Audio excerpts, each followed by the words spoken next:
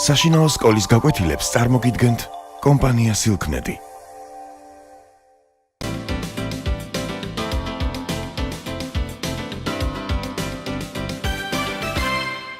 გამარჯობა.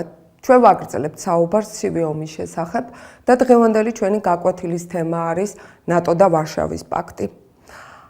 მე-20 საუკუნის პირველი ნახევრის დასასრულს, მას შემდეგ, რაც დასრულდა მეორე მსოფლიო ომი, მსოფლიოში ჩამოყალიბდა მკაცრი ბიოპოლარული სისტემა. დასავლეთით ამერიკის შეერთებული შტატების და აღმოსავლეთით საბჭოთა კავშირის სახით. კომუნისტური აგრესია, რომელიც უარყოფდა ყოველგვარ დემოკრატიულ პრინციპებსა და ღირებულებებს, სერიოზული საფრთხის წინაშე აყენებდა დასავლეთ ევროპას. ასეთ დროს ცივილიზებულ მსოფლიოს უნდა შეექმნა ისეთი მექანიზმი, რომელიც უზრუნველყოფდა მშვიდობით უпроსტორად მთელს მსოფლიოს. 1947 წლის სექტემბერში ამერიკის შეერთებული შტატების კონგრესმა დადო ხელშეკრულება ამერიკის კონტინენტის სახელმწიფოებთან ურთიერთ თანამშრომლობის და უსაფრთხოების შესახებ. ამ ხელშეკრულების მიზანი იყო დაეცვა დასავლეთ ნახევარსფერო კომუნისტური აგრესიისაგან. ტრუმენის ადმინისტრაციის წინაშე საკმაოდ სერიოზული ამოცანა ედგა წინ. ამერიკას უნდა მოეძებნა მოკავშირე სამხედრო სახელმწიფოები, უბრალოდ შეექმნა სამხედრო კავშირი, რომელიც წინ აღუდგებოდა მოსალოდნელ საბჭოთა აგრესიას. თავის მხრივ კი საბჭოთა კავშირის აგრესიული საგარეო პოლიტიკური კურსის პირობებში დასავლეთ ევროპის სახელმწიფოები მეთაურები ცდილობდნენ რაც შეიძლება სწრაფად დაეკავშირებინათ თავიანთი ქვეყნის ბედი ამერიკის შეერთებულ შტატებთან. 1948 წლის 11 ივნისს ამერიკის კონგრესმა მიიღო ცივი ომის ერთ-ერთი ინიციატორის კონგრესმენ ვანდერბერგის რეზოლუცია, რომლის მიხედვითაც ამერიკის შეერთებული შტატების პრეზიდენტს ენიჭებოდა უფლება მშვიდობიანობის დროს გაეფორმებინა სამხედრო კავშირი დასავლეთ ევროპის კაპიტალისტურ სახელმწიფოებთან. სწორედ ამ კავშირის შესაქმნელად წარმოებული მოლაპარაკებები დასრულდა 1959 წელს და ჩამოყალიბდა ჩრდილოეთ ატლანტიკური პაქტი. ასე რომ 1959 წლის 4 აპრილს ვაშინგტონში გაფორმდა ჩრდილოეთ ატლანტიკური სამხედრო ბლოკი ნატო, რომლის შტაბინაც მდებარეობს ბელგიის დედაქალაქ ბრიუსელში. ნატოს წევრი სახელმწიფოების მთავარი მიზანი იყო შეექმნათ ერთიანი უსაფრთხოების სისტემა და ერთიანი ძალებით დაპირისპირებოდნენ საბჭოთა კავშირის მიერ მოსალოდნელ აგრესიულ ომს. ნატოს დამფუძნებელი სახელმწიფო 12 სახელმწიფო იყო ამერიკის შეერთებული შტატები, საფრანგეთი, ბელგია, ჰოლანდია, ლუქსემბურგი, კანადა, იტალია, პორტუგალია, ნორვეგია, დანია, ისლანდია. 1952 წელს ნატოს შეუერთდა საბერძნეთი და თურქეთი. 1955 წელს ნატოში გაწევრიანდა გერმანიის ფედერაციული რესპუბლიკა, ხოლო 1986 წელს, უკაცრავად 82 წელს ნატოს შეუერთდა ესპანეთიც. მას შემდეგ, რაც დაიშალა საბჭოთა კავშირი 1991 წლიდან ნატომ შეიძინა დამატებითი ფუნქციაც. კერძოდ ლოკალური კონფლიქტებისა და ტერორისტული ორგანიზაციების გაუნებელყოფა და წერტილოვანი დარტყმების განხორციელება. 1999 წელს საბჭოთა სისტემის რღვევის შემდეგ ნატოს შეუერთდა ჩეხეთი, პოლონეთი, უნგრეთი, ხოლო 2004 წლისათვის კი ნატოს წევრი სახელმწიფოები გახდა ესტონეთი, ლიტვა, ლატვია, რუმინეთი, სლოვაკეთი, სერბეთი და ბულგარეთი. ამერიკის შეერთებული შტატების კონგრესმა ევროპის სახელმწიფოებთან დადო ხელშეკრულება, რომლის საფუძველზეც ევროპის ქვეყნებში ამერიკას ეძლეოდა უფლება თავისი ჯარების შეყვანისა. ევროპის ქვეყნებისათვის ერთნაირად მნიშვნელოვანი იყო ნატოს სამხედრო პოლიტიკური ორგანიზაცია, როგორც სამხედრო, ისე პოლიტიკური და ეკონომიკური სტაბილურობისათვის. ამერიკის შეერთებული შტატების პრეზიდენტის ტრუმენის ენამოსწრებული თქმით, მარშალის გეგმა, რომელიც ითვალისწინებდა ამერიკის მხრიდან ევროპის ქვეყნებისათვის ეკონომიკურ დახმარებას და ნატო წარმოადგენდა ერთი კაკლის ორ ლებანს. 1955 წელს ნატოს მორიგი გაფართოებიდან ნატოს სამხედრო ბლოკი გაუმეზობლდა საბჭოთა სისტემის სახელმწიფოებს. ნატოს წევრობაზე ვარი თქვა ევროპის რიგმა სახელმწიფოებმა, ზოგმა ნეიტრალიტეტი ამჯობინა, ესპანეთიც მხოლოდ 1986 წელს ფრანკოს ტოტალიტარული რეჟიმის დასრულების შემდეგ შეუერთდა. ნატოს სამხედრო მანქანა იმთავითვე დაადგა გამალებული შეიარაღებისა და საბჭოთა კავშირის წინააღმდეგ ბრძოლის გზას.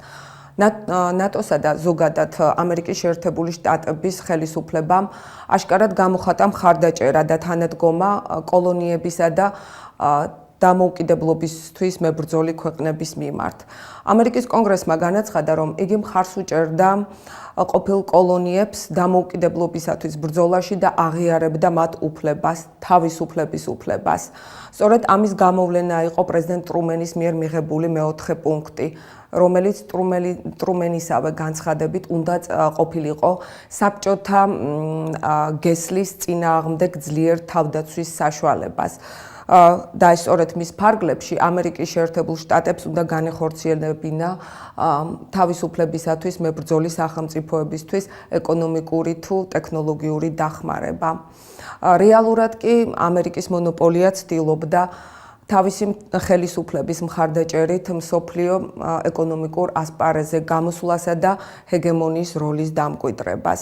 ნატოს ხელშეკრულების 14 პუნქტიდან ყველაზე მნიშვნელოვანი იყო მეხუთე პუნქტი, რომელიც ითვალისწინებდა სამხედრო ბლოკის წევრ ყველა სახელმწიფოს მხრიდან ერთმანეთთან მოლაპარაკების საფუძველზე განსაზღვრას იმ ძირითადი სტრატეგიული ორიენტაციისა თუ ქმედებებისა, რომელიც უნდა განეხორციელებინათ მსოფლიოს უსაფრთხოებისათვის. აქ იგულისხმებოდა იარაღის გამოყენებაც. ეს მუხლი ამოქმედდა მხოლოდ 2001 წელს, მას შემდეგ, რაც ამერიკის შეერთებული შტატების წინააღმდეგ განხორციელდა 11 სექტემბრის ტერაქტი, ხოლო 12 სექტემბერს კი ეს მუხლი ამოქმედდა, რომლის საფუძველზეც ნატოს წევრმა სახელმწიფოებმა განახორციელეს საპასუხო ღონისძიებები. ნატოს სამხედრო ბლოკის შექმნის შემდეგ საბჭოთა ხელისუფლებამ და საერთოდ საბჭოთა ლიდერებმა გადაწყვიტეს შეექმნათ კომუნისტური ბლოკის სახელმწიფოებისაგან სამხედრო ბლოკი, სამხედრო ხელშეკრულება. სწორედ ამის საფუძველზე 1955 წლის მაისში პოლონეთის დედაქალაქ ვარშავაში თავი მოიყარა აღმოსავლეთ ევროპის სოციალისტური ბანაკის სახელმწიფოს წარმომადგენლებმა. მათ ხელი უნდა მოეწერათ მრავალმხრივი შეთანხმებისათვის თანამშრომლობის, მეგობრობისა და ურთიერთდახმარების შესახებ. თუმცა მანამდე საბჭოთა კავშირს გაფორმებული ჰქონდა თითქმის ყველა აღმოსავლეთ ევროპის სახელმწიფოსთან ურთიერთდახმარებისა და სამხედრო თანამშრომლობის შესახებ ორმხრივი ხელშეკრულება. ამჟამად კი დღის წესრიგში დგებოდა საერთო კოლექტიური უსაფრთხოების სისტემის ჩამოყალიბების საკითხი. და სწორედ 1955 წელს ვარშავაში ხელი მოეწერა ვარშავის პაქტს, იგივე ურთიერთთანამშრომლობის, მეგობრობისა და ურთიერთდახმარების ხელშეკრულებას.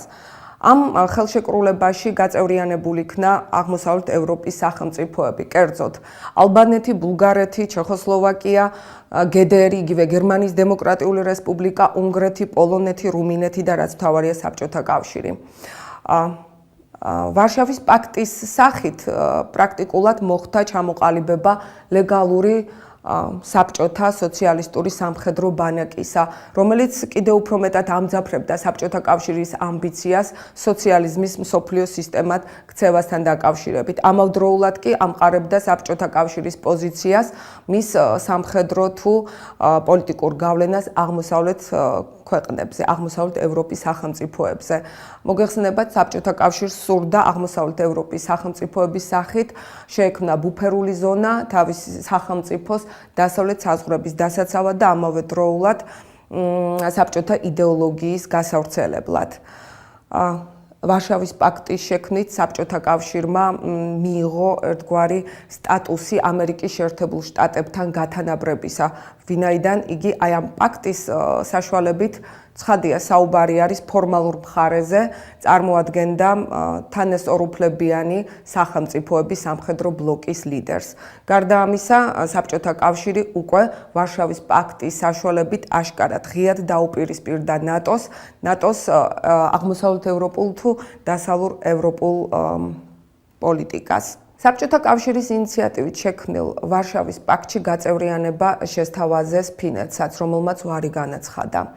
1958 წელს ამ პაქტიდან გამოსულა სადა უნგრეთმა, თუმცა უშედეგოდ.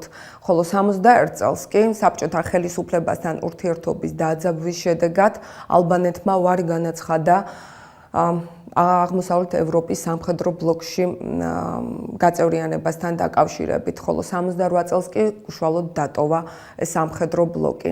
1964 წელს უნგრეთმა, 1968 წელს ჩეხოსლოვაკიამ სადა გარკვეული სტრუქტურული ცვლილებების შეტანა ვარშავის ბლოკში, თუმცა უშედეგოდ. მიუხედავად იმისა, რომ ვარშავის პაქტს საბჭოთა კავშირი განიხილავდა ნატოს სამხედრო ბლოკის თანასწორ ორგანიზაციად, რეალურად ეს პაქტი არ წარმოადგენდა დამოუკიდებელ სტრუქტურულ ერთეულს. მას გააჩნდა ფუნქცია საბჭოთა კავშირის უშიშროების სამინისტროსი. ამდენად, სწორედ აღმოსავლეთ ევროპის სახელმწიფოთა სამხედრო ბლოკი, ვარშავის პაქტი, წარმოადგენდა ძალადობრივ გაერთიანებას აღმოსავლეთ ევროპის საბჭოთა კავშირის სატელიტი სახელმწიფოებისა. ამ პაქტმა გარდა ყოველწლიური სამხედრო მანევრებისა, მხოლოდ ერთხელ განახორციელა ერთობლივი სამხედრო ოპერაცია, ისიც თანაალიანსელი ჩეხოსლოვაკიის წინააღმდეგ. რეალურად კი ვარშავის პაქტმა იარსება ცივი ომის დასრულებამდე. 1990 წელს ვარშავის პაქტის წევრი სახელმწიფოების განცხადებით აღნიშნულმა აღმოსავლეთ ევროპის სამხედრო ბლოკმა თავისი ფუნქცია ამოწურა, ხოლო მას შემდეგ, რაც აღმოსავლეთ ევროპაში დაემხო სოციალისტური რეჟიმი, ხოლო საბჭოთა კავშირში განხორციელდა რიგი პოლიტიკური ცვლილებები, 1991 წლის ივნისში ოფიციალურად ვარშავის პაქტი გამოცხადებული იქნა დაშლილად. ჩვენ გაკვეთილი დასრულდა, გმადლობთ ყურადღებისთვის.